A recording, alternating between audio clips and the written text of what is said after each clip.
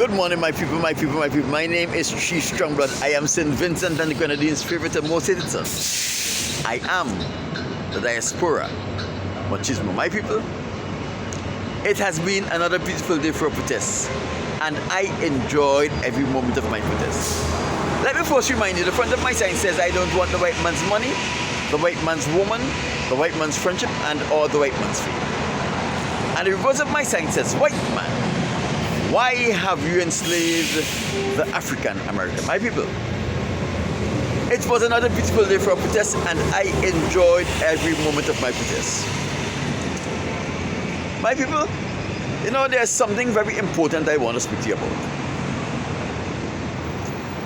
And I want to speak to those people who are like between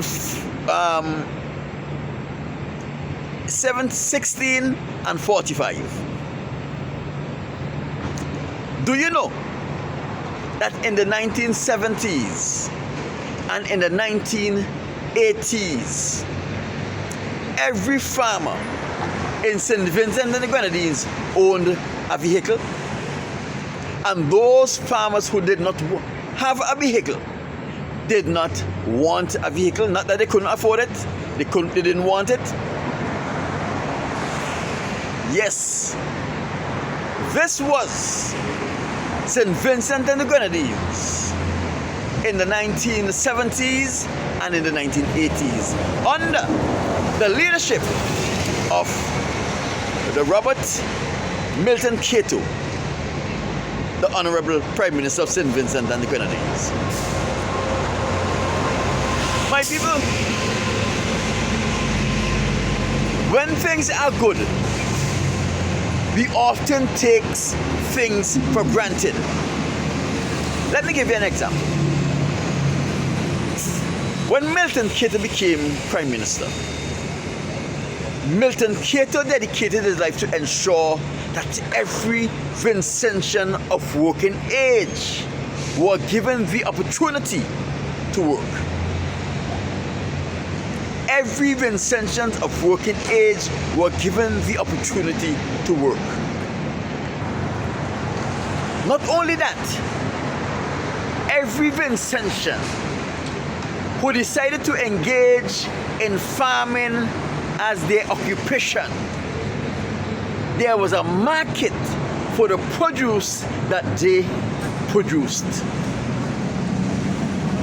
If you plant dasheen, tanya, edos, Christophine, carrots, okras, bananas, whatever you chose to plant, there was a ready market for it. That is why every farmer in St. Vincent and the Grenadines had a vehicle, because in the 1970s and the 1980s, being a farmer was a very lucrative profession.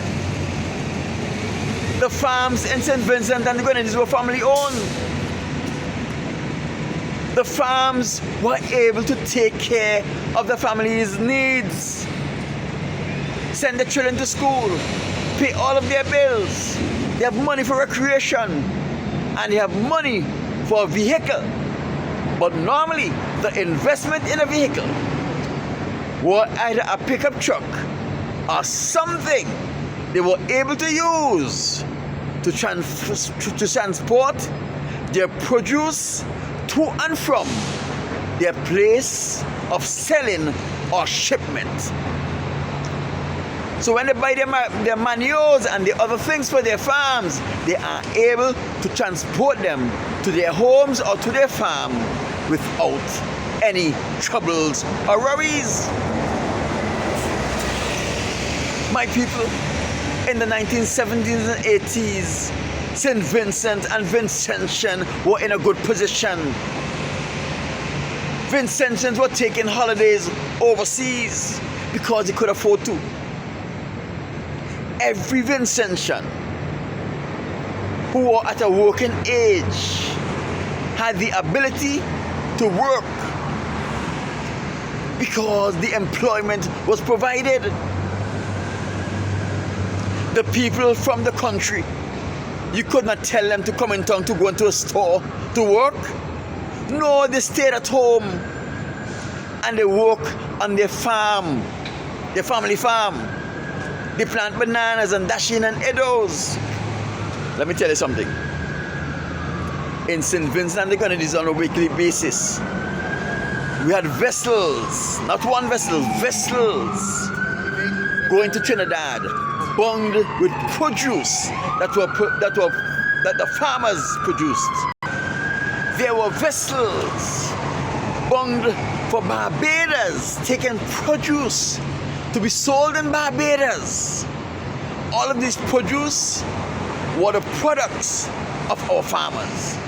There were vessels that were bunged for the Virgin Islands and Antigua, all taking the farmers' products to those countries to be sold. My people, the De Freitas brothers had an operation they called the Eastern Caribbean Agencies, which on a weekly basis ship produce to Canada. We had a market in Canada. The farmers who planted bananas, we could not produce enough bananas for the market in Europe. We couldn't produce enough. So every farmer that planted a banana had a ready market for their bananas. Things was good. We had the Camden Park Industrial Estate. Thousands of Vincentians who wanted to get away from farming find employment there. We had the Diamond Dairy, the Coca-Cola factory. Farmers, you see all of those coconut trees, you see all over St. Vincent and the Grenadines? Every one of the coconuts that came from those coconut trees had a ready market. In Annisville, where there was the coconut oil factory, where they produced soaps, bagasse, and coconut oil for cooking. My people, it took a Caucasians and James Mitchell to destroy all of these industries. And now Ralph Gonsalves is playing his role by converting farmlands into every other thing except for farming, where farmers will not be able to produce a living from the land. Let me tell you how backward Ralph Gonsalves and his government is. After Hurricane Beryl, the government of Grenada were able to secure $3.5 million from an agriculture insurance that the government of Grenada invested in on behalf of the nutmeg and spice farmers. They invested $500,500 EC dollars in insuring the nutmeg industry and the spice industry, and when Hurricane Beryl passed, they were able to claim $3.5 million. That is $3 million profit they made without selling one thing. What happened to St. Vincent? What happened to the bright boy, Ralph Gonsalves? The idiot who portrayed himself as a bright boy, Ralph Gonsalves. What happened to Sir Walter Caesar? Sir Walter Caesar has a degree. Yet, the Prime Minister and the Minister of Agriculture in Grenada can see it fit to use a Caribbean indigenous insurance in Dominica, which was set up particularly to insure agricultural products and produce. And guess what?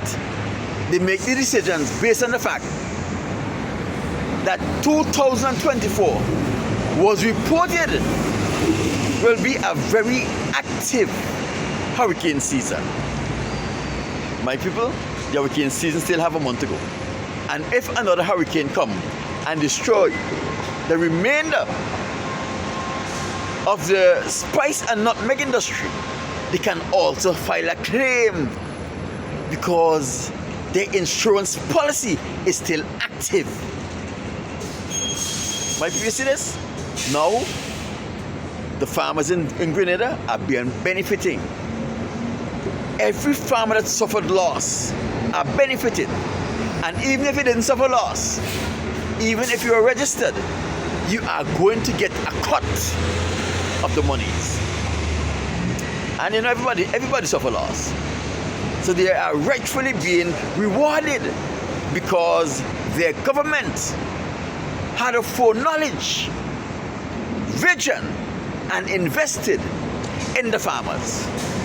Ralph Gonsalves will never invest in the farmers in St. Vincent and the Grenadines. Why? Because he hates you all.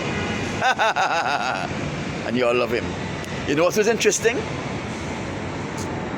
When James Mitchell was dismantling all of the industries, the NDP supporters who have benefited from these industries, who got work and were able to plant crops and ship those crops away. When he have a political meeting, he say, I'm going to close down the diamond dairy because it's not making money. Yeah, the tray.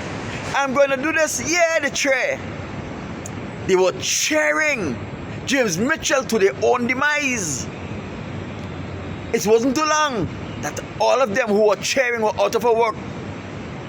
They were now running on the sidewalk selling drinks out of icebox. They were now squatting because they cannot afford to pay rent and they were evicted. They were now squatting on the Cronglands at Diamonds in Atley Hall. My people, these were the same people who were cheering, yeah, yeah, yeah, when James Mitchell was threatening to close down the Diamond Dairy because it was a project that was implemented by the Right Honorable Milton Cato. When he was saying he was going to close down the sugar industry, yeah, because the trade, because it was a project that came on stream by the genius of the Right Honorable Milton Cato.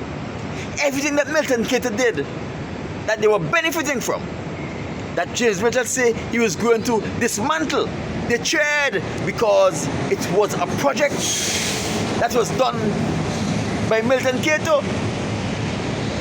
But when all of these projects were dismantled, the NDP supporters were on the sidewalk, begging bread, protesting, selling out of icebox, squatting on Cronglands. They were possessed. They were possessed by their hate for the man who provided a good living for them.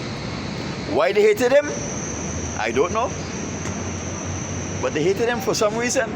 And they cheered each time James Mitchell said he was going to dismantle one of his projects. They cheered to their own detriment, to their own poverty. And today, it's happening again. ULP supporters are cheering. Ah! When Ralph Gonsalves raped Michelle Andrews, or alleged to have raped Michelle Andrews, they hold a rally for him. How many people after her became his victims? Even some of them who were cheering at the rally against Michelle Andrews became his victim, and he had to stay quiet because they were too ashamed to come forward. My name is Chief Strongblood, St. Vincent and the Grenadines' favorite and most hated son. I am the diaspora. Chisholm.